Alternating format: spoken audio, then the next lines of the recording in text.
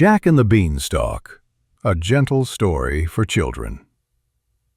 Once upon a time, in a tiny cottage at the edge of the village, lived a kind widow and her cheerful son, Jack.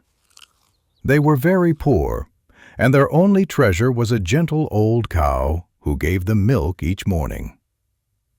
One day, Jack's mother said softly, "Jack, we must sell the cow at the market so we can buy food." Jack nodded bravely and set off down the road. Along the way, Jack met a strange old man with twinkling eyes and a long coat.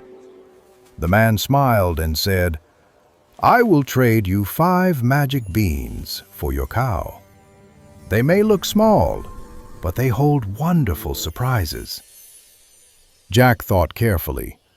The man seemed kind, and something about the beans sparkled with magic. Trusting his heart, Jack made the trade and hurried home. But when his mother saw the beans, she was upset. "Oh, Jack," she sighed, "beans cannot fill our bellies." Sadly, she tossed them out the window, and Jack went to bed feeling worried and hungry. The next morning, sunlight streamed through the room. Jack looked out the window, and his eyes grew wide with wonder. Where the beans had fallen stood a gigantic beanstalk, winding up, up, up into the clouds like a green staircase to the sky. Filled with curiosity, Jack climbed and climbed until he reached a magical land above the clouds. There stood a great house, larger than any he had ever seen. Inside lived a kind giant's wife who saw that Jack was small and tired. She gently gave him bread and milk and told him to rest quietly. Soon, heavy footsteps echoed through the house. The giant had come home. His voice was loud and booming, but Jack stayed very still and hidden. The giant ate his supper, counted his treasures, and soon fell fast asleep, snoring like rolling thunder. Jack noticed a small sack of gold coins shining softly. Remembering his mother, he carefully took just enough to help them and quietly climbed back down the beanstalk. At home, Jack and his mother were happy and comfortable for a while.